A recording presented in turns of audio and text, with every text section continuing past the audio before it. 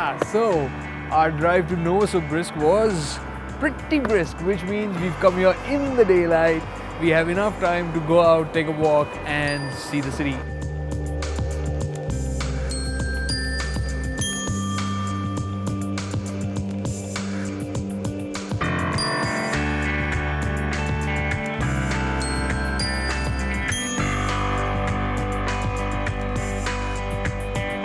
There are two great ways to see the vastness that is Russia. One is to do the journey by road and the other is to do the journey by rail.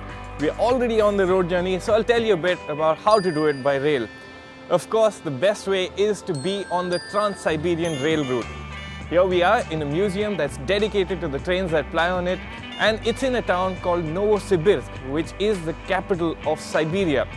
Now this town, interestingly, also exists because of this rail route.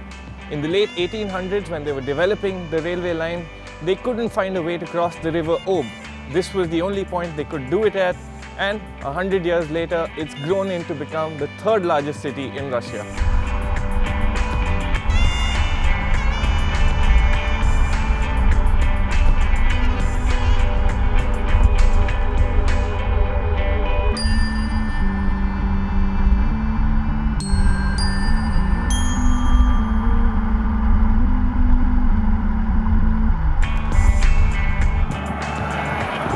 You know, in school I didn't pay much attention in geography classes, which is why maybe this has been so incredibly surprising to me.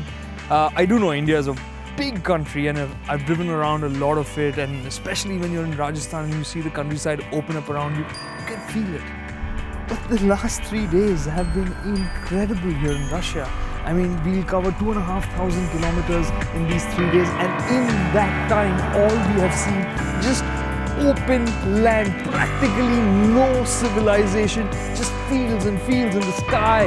And I mean, while driving I was just thinking, in the olden days, people living here, if I lived here, I'd believe that the world was flat. Just look at it, stretching out behind us over here. And then you see the clouds just draping all over it.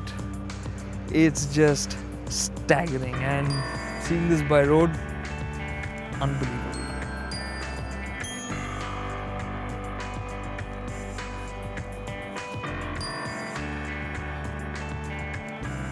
Now all these days I was driving the Q7 along in sport mode because I preferred the ride of it, but today got to feel the throttle response, got to see how it really behaved around corners, and that was nice. I mean, the throttle is sharper, so it's more fun, and I was surprised with how much speed I could carry into corners. It is a SUV and we've been talking about it being more car-like, and through the bends, it did feel a lot more capable than I would have expected.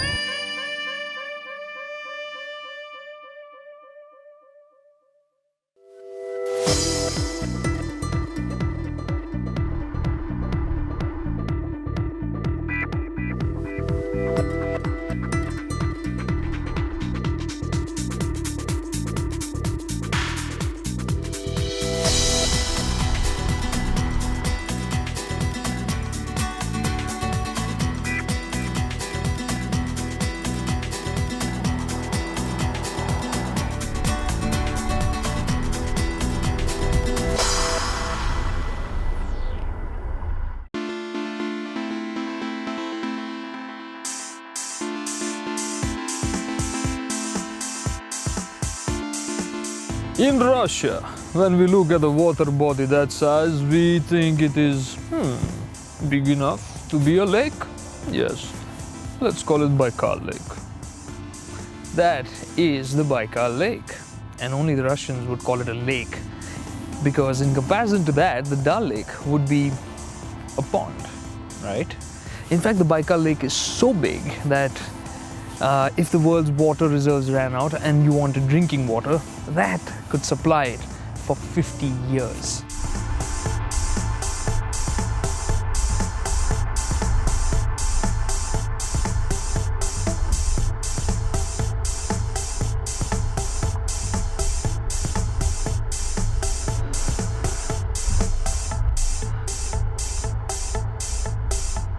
I think today I can really feel the toll that the last couple of days have taken. 800, 700 kilometers a day. the time zone changes. We've gone through 3 in the last 3-4 days.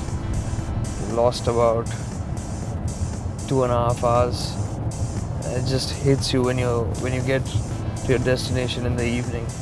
You expect to get there in time for dinner and bed, but it's later than that. And all of that is added up, and I can really feel it today. I think the only thing that's not feeling tired right now on this drive has to be the Q7. It's just chugging along, no hassles.